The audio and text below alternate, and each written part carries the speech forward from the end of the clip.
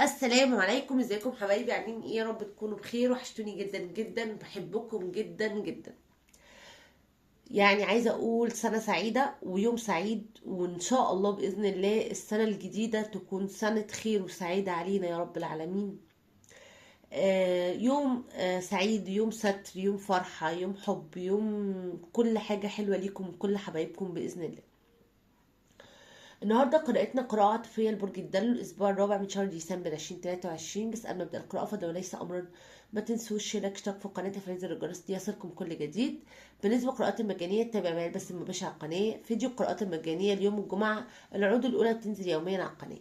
أما القراءات الخاصة بس بلينك الفيسبوك، رقم الواتساب، صندوق الوصف، تقدر تتواصل معايا لحجز قراءتك الخاصة. نبدأ على طول. برج الدلو، هذه قراءة عاطفية تكاد تكون معكوسة. شوف طاقتك فين معايا أثناء القراءة وروح لها. وما تنسوش الشير لايك فضلا وليس أمرا، واشتراك في القناة وتفعيل زر الجرس ليصلكم كل جديد لو عجبك الفيديو. كل سنة وانتم طيبين برج الدلو، سنة جديدة يا رب وسنة سعيدة على قلبكم يا قدر يا كريم. يلا بينا. الأسبوع الرابع من شهر ديسمبر 2023 عاطفيا برج الدلو.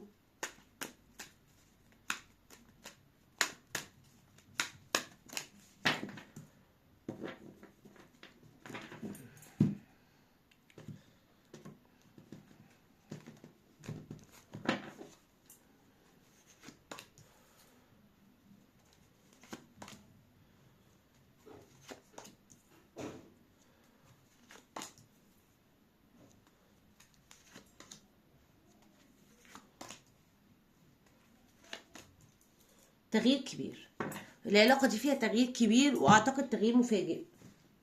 الشخص ده بعيد عنك فجأة.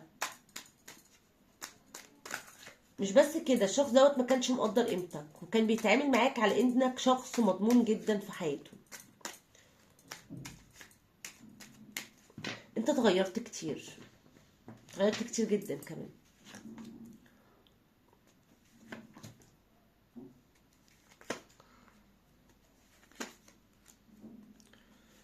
عارف لما تبقى حاجة حلوة قوي في ايدي وفجأة لما تروح مني احس ايه ده؟ هي راحت مني بجد، انا عايزة ارجعها. انا ما حسيتش بقيمتها غير لما الحاجة دي فعلا راحت. انت قدمت لهذا الشخص كل حاجة كانت ممكن تقدمها ولا، ولا كل حاجة. كل حاجة المفروض كنت تقدمها، وكل حاجة المفروض ما كنتش تقدمها. انت قدمت له كل حاجة انت تقدر تعملها في حياتك لهذا الشخص.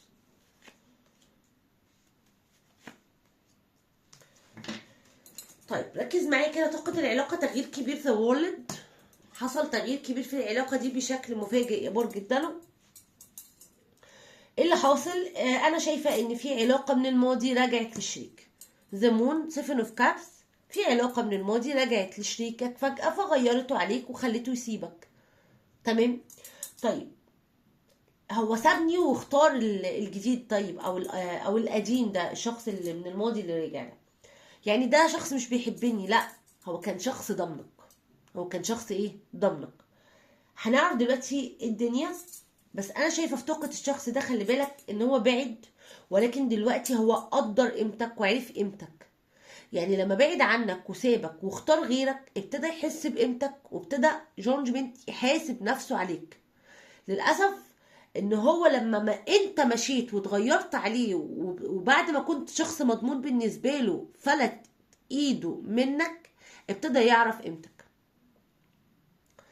بينك وبينه ذكريات واوقات كتير حلوه ووحشه، بينك وبينه رصيد كبير. ولكن هذا الشخص برج الدلو انا شايفه ان هو فور بنتكل، هو عايز يستعيدك للمره التانية. هنا الدبل خلي بالك بيقول حاجتين. بيقول ان انا عايز استعيدك لان انا ما كنتش بفكر اخسرك، وان انا مش عايز اخسرك، وان انا كنت ضامنك، فازاي تروح من ايدي؟ واحد. اتنين، ان الشخص دوت ممكن يعود بكذبة بس علشان حاجة واحدة، عشان يقدر ان هو يمسكك.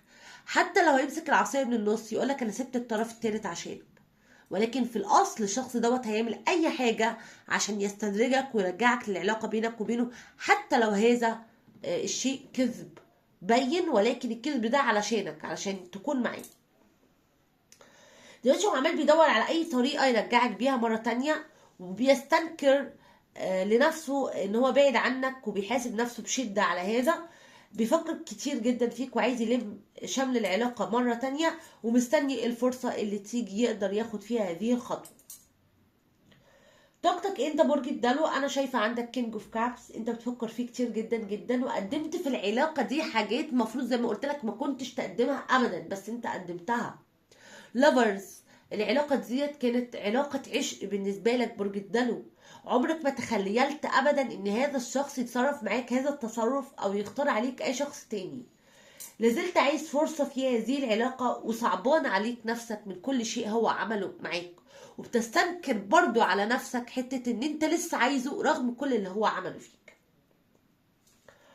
شايفه يا برج الدلو ان الفتره اللي جايه ربما علاقه تفرض نفسها عليك، او اوريدي هذه العلاقه موجوده بالفعل، ولكن انا كل اللي انا شايفاه ان انت قافل الباب في وش الحياه الجديده، ولسه بفاتح الباب للحياه القديمه للشخص ده. شايفاك من جوه حاسس بظلم شديد، وحاسس ان الشخص ده ظلمك واهانك، ونفسك تسترد حقك منه، مش قادر تاخد خطوه معاه لان لازالت هناك مشاعر داخليه تحملها لهذا الشخص. بتشوف هذا الشخص يا برج الدلو ان هو شخص محير في حياتك، ما كانش شخص صريح، كان دايما شخص غامض، عمرك ما فهمت هو عايز ايه منك ولا هو بيحبك او لا، على قد ما انت كنت شايف منه ان هو دايما بيرحل ويسيبك، ودايما بيشيلك من حياته من غير ما يحس بيك او من غير ما يديلك القيمة اللي المفروض يديها لك. بتشوفه ان هو دايما كان شخص بيتخلى عنك بسهولة، وعمره ما قدرك في يوم من الايام. هو بقى بيشوفك ان انت شخص زعلان جدا جدا جدا منه، ورغم ذلك لازلت بتحبه حتى لو انت بتبين له العكس، لكن هو متأكد ان لسه جواك في مشاعر اتجاهه، حتى لو انت بتبين له العكس. يعني حتى لو انت بتبين له ان انت صلب وجامد وما عنديش حاجه ليك ومفيش مشاعر اتجاهك، لان هذا الشخص قادر يشوفك من جوه. معنى كده ان الشخص ده لمسك من كل مقاييسك، من كل حاجه فيك، وعرف مفاتيحك، عرف يفتح قلبك، عرف يفتح عقلك، عرف يفتح روحك، عرف مفاتيحك ايه وعرف يستخدمها ازاي، وانت لذلك قلت لك هو مستني الفرصه اللي ياخد فيها الخطوه دي عشانك.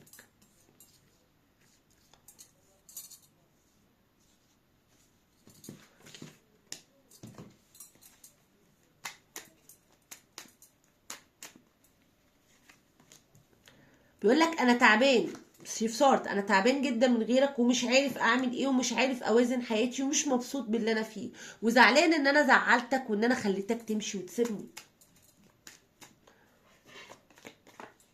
عايز اصلح اي حاجة عشانك، وعايز استعيد ثقتك فيا مرة تانية. يبقى الشخص ده الفترة اللي جاية هيعمل ايه؟ هيلعب في حتة الطرف التالت، يعني هيوصل لك ان انا سبته عشانك، وان انا كنت مثلا كنت شخص ديفل، كنت شخص مغيب، عشان بس يسترجعك ويستدرجك مرة تانية ويستعيد العلاقة. فهنا انا شايفة انه هيدخل بكذب، ولكن من اجل السيطرة عليك، او من اجل ان هو مش قادر يعيش من غيرك.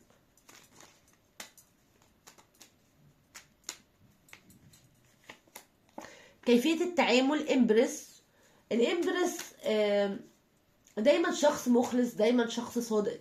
اخلص لنفسك وكن صادق مع نفسك، وادي الفرصة لهذا الشخص لو بالفعل لقيت تغيير ولقيته فعلا عمل كده وما كانش دوت كذب. مع ان انا شايفة ان في طاقة العلاقة ان ده كذب، لكن عموما طب افرض ما كانش كذب، وان الطاقة دي فعلا، وان الشخص ده فعلا عمل حاجة كبيرة علشاني، يبقى ساعتها ادي الفرصة، ولكن تأكد ان اللي بيقوله ده سليم وصحيح. مصير العلاقة، فرصة جديدة هتجمع بينك وبين هذا الشخص، خلي بالك من بعد فترة بعد وتحديات كانت بتفرق بينك وبينه. الأمل اللي انت لسه عايش عليه يا برج الدلو بيعود مرة تانية بخير كبير وبداية جديدة تجمع بينك وبين الشريك.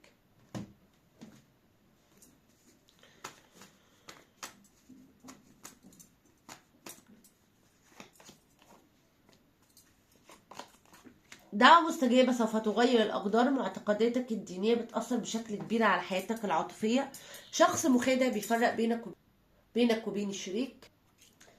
هذه العلاقة علاقة قدرية ليها وقتها اللي هتعود فيه مرة تانية، ولكن أنا شايفة إن في كارما بتعود على هذا الشخص، خلي بالك، لأن أنا كل اللي أنا شايفاه دلوقتي إن هو عايزك وعايز يكون معاك وبيحبك وعايز العلاقة، وعايز يعمل اي حاجة حتى لو هيكذب علشانك. لكن انا شايفة برضو ان في شخص بيحاول يفرق بينك وبينه، وهو ده الشخص او الطرف الثالث. ففي كل الاحوال هذه العلاقة ليها توقيت معين بتعود فيه علاقتك بيه، الى جانب ان في كارما هتقع عليه من هذا الطرف.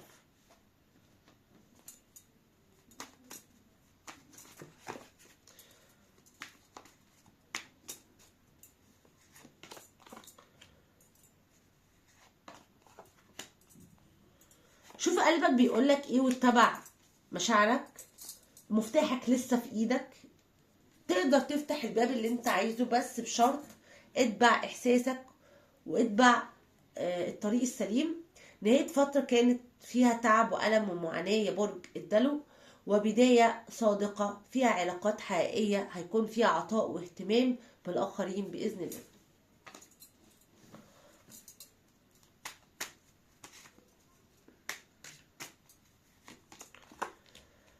تحول حدث للتو، لذا توقع أن تتحسن كل الأشياء كثيرا عما هي عليه اليوم دون سابق إنذار. عطاياك على وشك الظهور في حياتك، فقط استرخى. معنى الكلام ده إن شاء الله الفترة اللي جاية في أمور كتير بتتحسن في حياتك بدون سابق إنذار، وحاجات كتير بتتحسن للأفضل. مش بس تتحسن، لا، دي بتتحول بشكل جذري من أجلك. برج الدلو، طاقات الابراج اللي ظهرت معانا النهارده ناريه، ترابيه، هوائيه، مائيه، كل الابراج نزلت، ولكن الابراج الكبيره اللي كانت موجوده معانا النهارده على حسب الطاقات قوتها لضعفها.